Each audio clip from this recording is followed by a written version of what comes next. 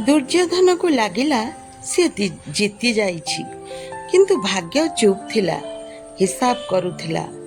ଭଗବାନଙ୍କ ଦରବାର ବନ୍ଦ ହୁଏ ନା। ଦୁର୍ଯ୍ୟୋଧନ ପାଣ୍ଡବକୁ ହରାଇବା ପାଇଁ ଲକ୍ଷେ ପ୍ରଚେଷ୍ଟା କରିଛି। ଲକ୍ଷେ ଗୃହରେ ଦୀପ ଜଳାଇଲା, ଜୁଆରରେ ସବୁ ଛଡ଼ାଇ ନେଲା, ଦ୍ରୌପଦୀଙ୍କର ଅପମାନ କଲା। ତାକୁ ଲାଗିଲା ସେ ଜିତିଗଲା। ମହାଭାରତ ପଢ଼ିଆରେ ପୁରାପୁରି ବଂଶକୂଳ ଶେଷ ହୋଇଗଲା। ଯେଉଁ ସିଂହାସନ ପାଇଁ ଏତେ ସବୁ କରୁଥିଲା ସେ ବି ମିଳିଲା ନାହିଁ। ଏହା ଭାଗ୍ୟର ଜବାବ ଥିଲା।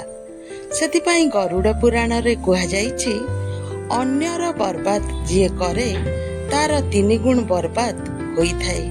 ଏ ନିୟମ କେବେ ବଦଳି ନାହିଁ। ତେଣୁ ସବୁବେଳେ ଅନ୍ୟର ବର୍ବାଦ ଏବଂ ଅନ୍ୟର କ୍ଷତି କେବେ ଚାହିଁବେ ନାହିଁ। ସେ ସବୁବେଳେ ଆପଣଙ୍କ ପାଖକୁ ଗୋଟି ଗୋଟି ହୋଇ ଫେରିଥାଏ। ଏକଥାକୁ କେବେ ଭୁଲିବେ ନାହିଁ।